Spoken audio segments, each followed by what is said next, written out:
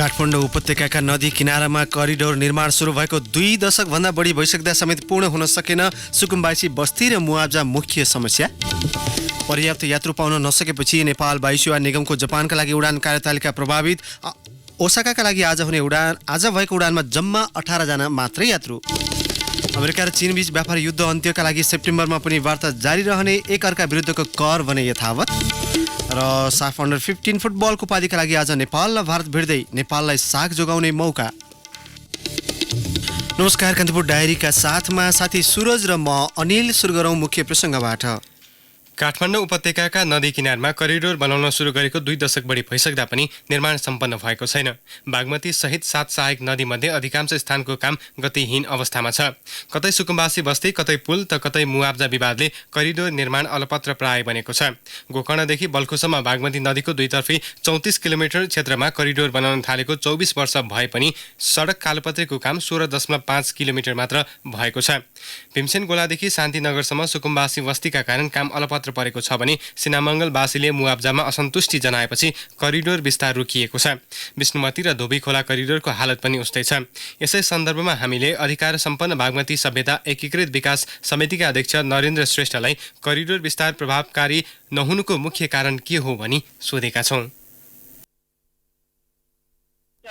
यसमा खासै गुनासो त देखिँदैन, किनभने एउटा चाहिँ गोकर्णबाट गइसकेसम्मको बाटोमा चाहिँ हाम्रो यो ब्युटिफिकेसन काम भइरहेको छ है। त्यो कोरिडोरमा त्यो ब्युटिफिकेसन काममा चाहिँ अलिकति यो मुआब्जा जग्गाको मुआब्जा पाएन धेरै सालको कुरा चाहिँ अहिले आएर चाहिँ यतिखेर चाहिँ त्यहाँका मान्छेहरूले चाहिँ मुआब्जा पाएन भनेर चाहिँ गुनासो गरेको चाहिँ हामीले करिब 4 महिनादेखि चाहिँ काम बन्द, ब्युटिफिकेसन काम बन्द भएको छ। एक्चुअली त्यो चाहिँ धेरै पुरानो कुरा, 20 वर्ष 22 वर्ष अगाडिको कुरा चाहिँ अहिले आएर चाहिँ हामीले मुआब्जा, किनभने कति यद्यपि उनीहरूले धेरै चाहिँ मुआब्जा प्राप्त गरिसकेको छन्। तथापि कसैको त्यस्तो परेको नाटक परेको छ भन्ने कुरा चाहिँ पटक पटक भन्दै गर्दा हामीले यस बारेमा चाहिँ विभिन्न पटक समितिहरू चाहिँ गठन गरेर समिति प्रतिवेदन दिएर त्यो मार्फत चाहिँ सञ्चालन समिति बनाएर सञ्चालन समितिको मार्फत चाहिँ हामीले शहरी विकास मन्त्रालयमा पठाइरहेका छौँ है। अब त्यसमा चाहिँ शहरी विकास मन्त्रालयले अहिले अध्ययन गरेको छ। यो सिनामङ्गलवासीले पनि मुआब्जामा चित्त नबुझाउँदाखेरि त्यहाँको कामै प्रभावित भएको छ, त्यो मुद्दा सम्बोधन भयो कि भएन? यो त एउटा उदाहरण मात्र हो, विभिन्न ठाउँमा पनि यस्तै समस्या छ नि हैन? ब्युटिफिकेसनको काममा चाहिँ बाधा गर्ने भने किन एडिपीको फन्ड हो, विदेशी फन्ड भएको हुनाले यसलाई चाहिँ क्रमशः निरन्तरता दिनुपर्छ भन्ने कुरा हाम्रो थियो हैन। अब तर तथापि यहाँका लोकल मान्छेहरूले चाहिँ काम नगरेको अवस्थामा चाहिँ हाम्रो कन्ट्र्याक्टका सम्झौताहरू समाप्त भइसकेको छ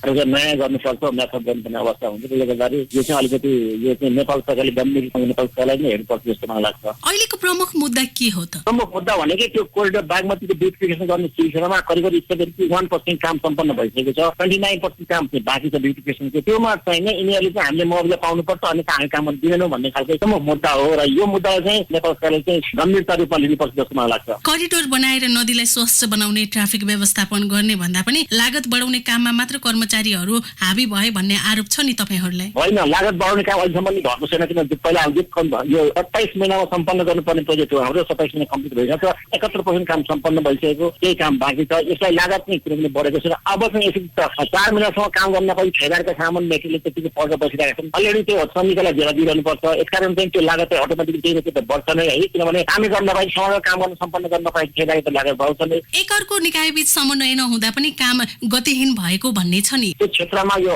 बागमती सफाइ गर्ने सिलसिलामा त त्यहाँको चाहिँ ब्युटिफिकेसन गर्ने सिलसिलामा, पार्क निर्माण गर्ने सिलसिलामा, करिडोर निर्माण गर्ने सिलसिलामा, साइकल ट्र्याक गर्ने सिलसिलामा चाहिँ हामी चाहिँ स्थानीय सरकारको चाहिँ महत्त्वपूर्ण भूमिका हुन्छ। यसकारण चाहिँ स्थानीय सरकारसँग त्यहाँका मेयर उपमेयरसँग समन्वय गरेर हामी चाहिँ बेला बखत त्यहाँका अध्यक्षलाई इन्ट्रेक्सन गरेर छलफल गरेर यो चाहिँ कसरी हुन्छ। अब चाहिँ यो चाहिँ हामीले बागमतीले भन्दा पनि चाहिँ स्थानीय सरकारको चाहिँ महत्त्वपूर्ण भूमिका हुन्छ। उहाँले हेर्नुपर्छ, उहाँलाई नै हामीले बेला बखतमा अब चाहिँ यो सबै काम तपाईँहरू आफै हुन्छ चाहिँ हामी चाहिँ सहायकको भूमिका निर्वाह गर्छौँ बागमतीले, र चाहिँ लोकल चाहिँ गभर्मेन्टले नै गर्नुपर्छ भन्ने हिसाबले हामी बेला बखतमा चाहिँ समन्वय गरेर इन्ट्रेक्सन गरेर हामी काम गरिरहेका छौँ।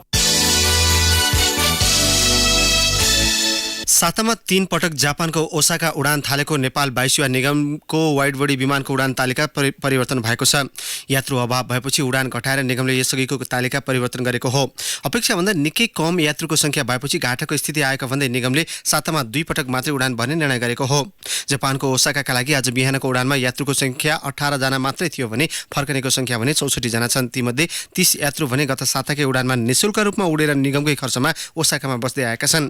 विमान 284 74 सिट क्षमताको छ। आज बिहान 2 बजे नेपालबाट गएको विमान साँझ 6 बजे फर्कनेछ। काठमाडौँ ओसाकाका लागि 72,000 रुपियाँ हवाई शुल्क तोकिएको छ। आजको उडानबाट मुस्किलले 34 लाख रुपियाँ मात्रै निगमले आम्दानी गर्ने देखिएको छ। यसमा पनि 10 लाख रुपियाँ कर शुल्क बुझाउनु पर्ने भएपछि निगमलाई स्वतः घाटा हुने आकलन गरिएको छ। अहिलेकै अवस्थामा जापानमा उडान जारी रहेमा महिनाको 12वटा उडानमा मासिक 18 करोड रुपियाँ घाटा निगमले बेहोर्नु पर्नेछ। नेपाली कांग्रेसका सहमहामन्त्री डाक्टर प्रकाश शरण महतले सरकारको असफलतालाई व्यवस्थाकै असफलताका रूपमा चित्रण गर्ने प्रपञ्च सत्तारूढ दलबाटै सुरु भएको आरोप लगाउनु भएको छ। सरकारले लोकतान्त्रिक मूल्य र मान्यताको अवमूल्यन गर्दै संवैधानिक व्यवस्थाको खिल्ली उडाउने काम गरेको र त्यसैका कारण व्यवस्थामाथि वितृष्णा फैलने क्रम बढेको उहाँको टिप्पणी थियो। रेडियो कान्तिपुरको नियमित कार्यक्रम द हेडलाइनर्समा कुरा गर्दै नेता महतले जनआकांक्षा सम्बोधन गर्न आफू असफल हुने र सारा दोष व्यवस्थालाई थोपरेर चोखिन खोज्ने सरकारी नीति नै समस्याको जड भएको उल्लेख गर्नुभयो। कृषि प्रधान मुलुक भए पनि पछिल्ला तथ्याङ्कलाई हेर्ने हो भने कृषिजन्य वस्तुको आयात बढ्दो क्रममा छ। खेती योग्य अधिकांश जमिन बाँझी छन् भने उत्पादन क्षमतामा समेत ह्रास आउन थालेको छ। कृषि क्षेत्रमा लगानी पनि कम हुँदा मुलुकभर अपेक्षित परिणाम आउन सकेको छैन। यद्यपि ताप्लेजुङका स्थानीय तहले त कृषि क्षेत्रमा पछिल्लो समय 40 देखि 50 लाख रुपियाँसम्म बजेट छुट्याउने गरेका छन्। सो बजेटबाट पनि आफूहरूले लाभ पाउन नसकेका कृषकले गुनासो गरेका छन्।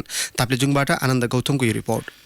एक नगरपालिका र 8वटा गाउँपालिका भएको ताप्लेजुङका सबै स्थानीय तहले आर्थिक वर्षको बजेट सार्वजनिक गरेका छन्। तर कृषि क्षेत्रमा भने विगतको जस्तै कृषकलाई अल्मल्याउने खालको मात्रै रहेको छ। एउटा स्थानीय तहले अधिकतम 45 लाख रुपियाँसम्म बजेट छुट्याएका छन्। यसले कृषि क्षेत्रमा केही पनि सहयोग नपुग्ने किसानहरूको गुनासो छ। फुङनिङ नगरपालिका 9 हाङदियाका अगुवा कृषक कृत्या शेर्पा।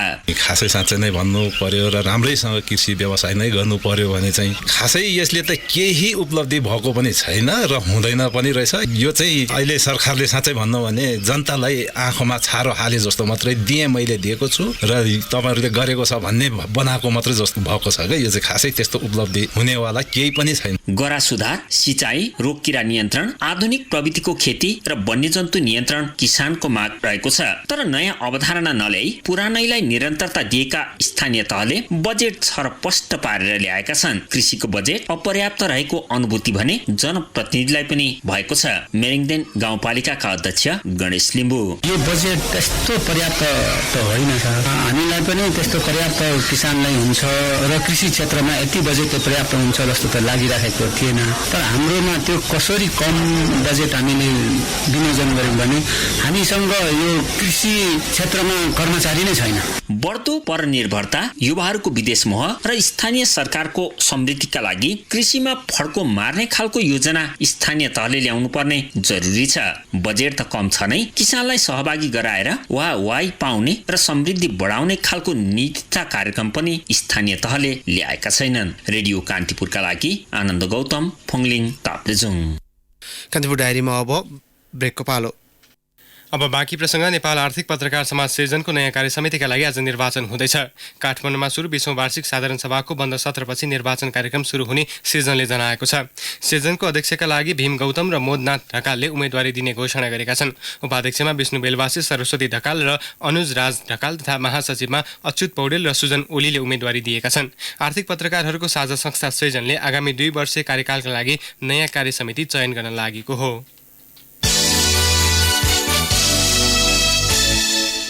अब अन्तर्राष्ट्रिय प्रसङ्ग। अमेरिका र चीनबीच व्यापार युद्ध अन्त्यका लागि सेप्टेम्बरमा पनि वार्ता जारी रहने भएको छ। यद्यपि दुवै मुलुकले एकअर्का विरुद्ध लगाएको कर सम्बन्धी निर्णय पनि सेप्टेम्बरदेखि नै लागू हुने बीबीसीले जनाएको छ।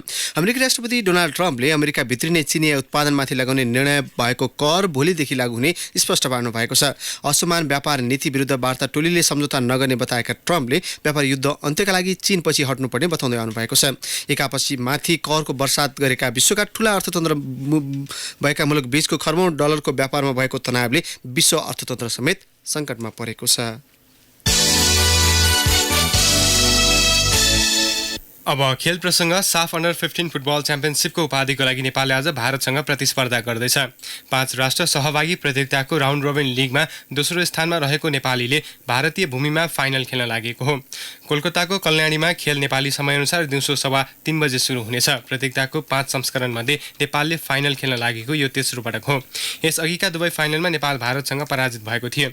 जारी प्रतियोगिताको उद्घाटन खेलमा नेपाल भारतसँग 5-0 को फराकिलो अन्तरले पराजित भएको थियो। तर त्यसपछि श्रीलङ्कालाई 2-0 बङ्गलादेशलाई 4-1 र अन्तिम खेलमा भुटानलाई 6-0 हराउँदै नेपालले फाइनलमा स्थान पक्का गरेको थियो। नेपाली टोलीका प्रशिक्षक सुनिल श्रेष्ठले भारत बलियो टोली भए पनि रोक्ने रणनीतिका साथ मैदान ओर्लिने बताए। पहिलो खेलमा खेलाडीको फिटनेसको समस्या देखिए पनि अहिले सबै फिट भएकाले नतिजा उल्ट्याउने लक्ष्य लिएको उनले बताए। जाँदा मुख्य प्रसङ्गहरू पुनः एकपटक। काठमाडौँ उपत्यकाका नदी किनारमा करिडोर निर्माण सुरु भएको 2 दशकभन्दा बढी भइसक्दा समेत पूर्ण हुन सकेन सुकुम्बासी बस्ती र मुआब्जा मुख्य समस्या। पर्याप्त यात्रु पाउन नसकेपछि नेपाल वायुसेवा निगमको जापानका लागि उडान कार्यतालिका प्रभावित। ओसाकाका लागि आजको उडानमा जम्मा 18 जना यात्रु।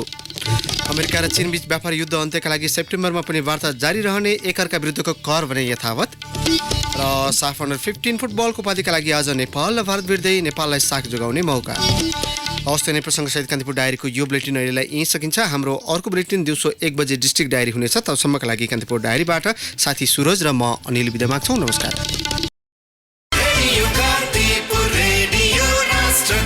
सूचना र मनोरञ्जनको संवाहक रेडियो राष्ट्रको रेडियो कान्तिपुर।